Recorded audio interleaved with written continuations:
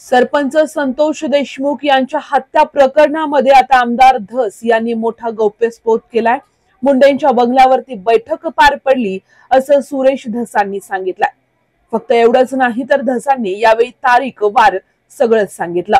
सरपंच संतोष देशमुख यांच्या हत्येच्या निषेधार्थ पुण्यामध्ये मराठा समाजाच्या वतीने सर्वपक्षीय जनाक्रोश मोर्चा काढण्यात आला होता। यावेळी आमदार सुरेश धस हे बोलत होते। आय कंपनीची मीटिंग धनंजय मुंडे यांच्या सोबत मुंबईमध्ये पार पडली। धनंजय मुंडे यांच्या सातपुडा बंगल्यावरती आवादा कंपनीचे अधिकारी हे उपस्थित होते। यावेळी 3 करोडची डील झाली होती। आका बोलले 2 कोटी द्या। यावेळी कंपनीचे अधिकारी बाहेर पडले आणि कंपनीच्या वरिष्ठांना सांगितलं, मात्र वरिष्ठांनी त्यांना 2 कोटीमध्ये फायनल करा असं सांगितलं। अधिकारी त्यांना बोलले की 2 कोटी। त्यावेळी जाताना ते म्हटले की पुढे ठरवू। पण निवडणुकीच्या काळात 50 लाख आकांनी घेतले की बडे आकांनी घेतले मला माहित नाही।